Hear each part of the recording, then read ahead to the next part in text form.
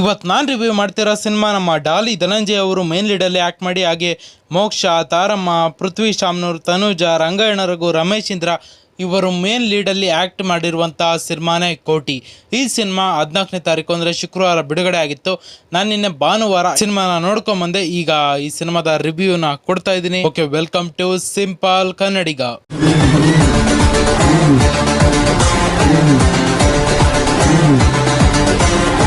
ನಮ್ಮ ಕಥಾನಾಯಕನ ಹೆಸರು ಕೋಟಿ.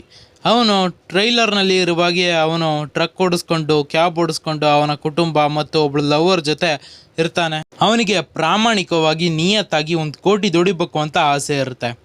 ಹಾಗೆ ಅವನ ಹತ್ರ ದೀನು ಸೌಕಾರ್ ಒಂದು ಕೆಲಸ ಮಾಡಿಕೊಡು ಅಂತ ಹೇಳ್ತಾನೆ. ಆದರೆ ಅದಕ್ಕೆ ನಮ್ಮ ಕೋಟಿ ಒಪ್ಪೋದಿಲ್ಲ.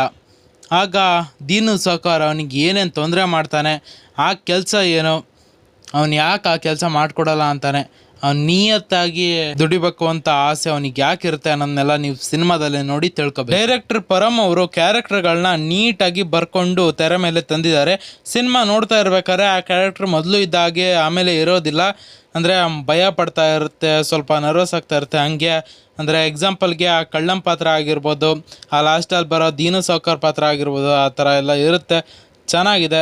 ಸಿನಿಮಾದಲ್ಲಿ ನನಗೆ ಮೇನ್ ಇಷ್ಟವಾಗಿದ್ದು ಅಂದರೆ ಡಾಲಿ ಧನಂಜಯ್ ಅವರು ಮತ್ತು ದೀನು ಸೌಕರ್ ಅವ್ರಿಗೆ ಕೊಟ್ಟಿರೋ ಪಾತ್ರಗಳನ್ನ ತಿಂದಾಕ್ಬಿಟ್ಟಿದ್ದಾರೆ. ಅಷ್ಟು ಸಖತ್ ಆ್ಯಕ್ಟ್ ಮಾಡಿದ್ದಾರೆ. ಹಾಗೆ ನನಗೆ ಇಷ್ಟವಾಗದೇ ಇರೋದು ಅಂದರೆ ಮಧ್ಯದಲ್ಲಿ ನನಗೇನು ಇಷ್ಟವಾಗಿಲ್ಲ ಅಂತ ಅಷ್ಟು ಹೇಳ್ತೀನಿ. ಅಂದರೆ ಇಷ್ಟವಾಗಿಲ್ಲ ಅಂದರೆ ಇದರ ಸಿನಿಮಾದ 2 ಗಂಟೆ 49 ನಿಮಿಷ ಇದೆ. ಅದನ್ನು ಸ್ವಲ್ಪ ಕಡಿಮೆ ಮಾಡ್ಬೋದಾಗಿತ್ತು. ಹಾಗೆ ಅಲ್ಲಲ್ಲಿ ಬೇರೆ ಬೇರೆ ಕಡೆ ಎಲ್ಲ ಗಮನ ಆಗುತ್ತೆ. ಅಂದರೆ ಕೆಲವೊಂದು ಸೀನ್ಗಳೆಲ್ಲ ಬೋರ್ ಹೊಡೆಯೋಕ್ಕೆ ಸ್ಟಾರ್ಟ್ ಆಗುತ್ತೆ. ನನಗೆ ಈ ಸಿನಿಮಾದಲ್ಲಿ ನೆಗೆಟಿವ್ ಅಂತ ಕಾಣಿಸಿದ್ದು ಅಷ್ಟೇ. ಹಾಗೆ ಬ್ಯಾಕ್ಗ್ರೌಂಡ್ ಮ್ಯೂಸಿಕ್ ನೋಬಿನ್ ಪವಲ್ ಅವರು ಕೊಟ್ಟಿದ್ದಾರೆ. ಅವರು ಟ್ರೈಲರಲ್ಲೇ ಅವ್ರು ಏನು ಅಂತ ಸಾಬೀತು ಮಾಡ್ಕೊಂಡಿದ್ರು. ಸಿನಿಮಾದಲ್ಲಿ ಅದನ್ನು ಇನ್ನೂ ಸಾಬೀತು ಮಾಡಿದ್ದಾರೆ. ಪ್ರತಿಯೊಂದು ನಿಮಿಷಕ್ಕೂ ಪ್ರತಿಯೊಂದು ಸೀನ್ಗೂ ಬ್ಯಾಕ್ಗ್ರೌಂಡ್ ಮ್ಯೂಸಿಕ್ ಮುಖ್ಯ ಪಾತ್ರವನ್ನು ವಹಿಸಿದೆ. ಹಾಗೆ ಸಾಂಗ್ ವಾಸುಕಿ ವೈಭವ್ ಅವರ ಸಾಂಗ್ಗಳು ಇದರಲ್ಲಿದೆ. ಅವರ ಸಾಂಗ್ ಚೆನ್ನಾಗಿದೆ. ಅದರಲ್ಲೂ ಸಖಿಯೇ ಸಖಿಯೇ ಸಾಂಗ್ ನನಗೆ ಫೇವ್ರೇಟ್ ಆಗೋಗಿದೆ.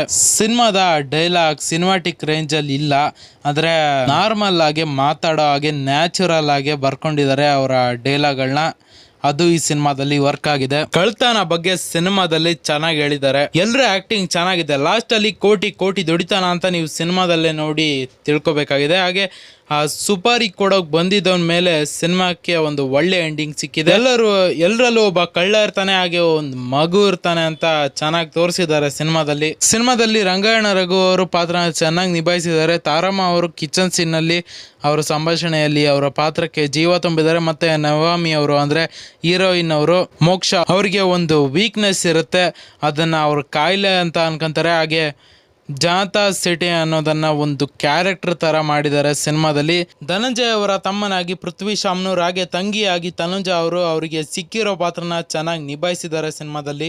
ಲಾಸ್ಟ್ ಅಲ್ಲಿ ಬರೋ ಹುಲಿ ಡ್ಯಾನ್ಸ್ ಚೆನ್ನಾಗಿ ಬಳಸ್ಕೊಂಡಿದ್ದಾರೆ ಸಿನಿಮಾದಲ್ಲಿ. ಹಾಗೆ ಆ ಹುಲಿ ಮೇಕಪ್ ಎಲ್ಲ ಸೈಕ್ ಆಗಿದೆ. ಲಾಸ್ಟ್ 30 ಮಿನಿಟ್ಸ್ ಸಿನಿಮಾನ ಮಿಸ್ ಮಾಡಂಗೆ ಎಲ್ಲ. ಲಾಸ್ಟ್ 30 ಮಿನಿಟ್ಸ್ ಸಿನಿಮಾ ಎದ್ದು ನಿಲ್ಲುತ್ತೆ. ಹಾಗೆ ಸಿನಿಮಾದಲ್ಲಿ ದುನಿಯಾ ವಿಜಯ್ ಅವರಿದ್ದಾರೆ. ಕೋಟಿ ಚಿಕ್ಕ ವಯಸ್ಸಿನಲ್ಲಿ ಇರಬೇಕಾದ್ರೆ ಅವನ ತಂದೆಯ ಪಾತ್ರವನ್ನು ಮಾಡಿದ್ದಾರೆ ದುನಿಯಾ ವಿಜಯ್ ಅವರು. 3 ರಿಂದ 5 ನಿಮಿಷದವರೆಗೂ ತೆರೆ ಮೇಲೆ ಕಾಣಿಸ್ಕೊಂತಾರೆ. ಅವರು ಒಬ್ಬ ದೊಡ್ಡ ಸ್ಟಾರ್ ಆಗಿದ್ರು. ಇಂಥ ಒಳ್ಳೆ ಕತೆ, ಒಳ್ಳೆ ಸಿನಿಮಾದಲ್ಲಿ ನಟಿಸಿದ್ದಾರೆ ಅಂದರೆ ಹ್ಯಾಟ್ಸ್ ಆಫ್ ದುನಿಯಾ ವಿಜಯ್ ಅವ್ರಿಗೆ. ಓಕೆ, ಇದು ಕೋಟಿ ಸಿನಿಮಾದ ರಿವ್ಯೂ ಆಗಿತ್ತು. ಇಲ್ಲಿಗೆ ವಿಡಿಯೋನ ಮುಗಿಸ್ತೀನಿ. ಎಲ್ರಿಗೂ ಒಳ್ಳೆದಾಗ್ಲಿ. ಜೈ ಹಿಂದ್, ಜೈ ಕರ್ನಾಟಕ ಮಾತೆ. ಒಳ್ಳೆದಾಗ್ಲಿ. ಜೈ ಹಿಂದ್, ಜೈ ಕರ್ನಾಟಕ.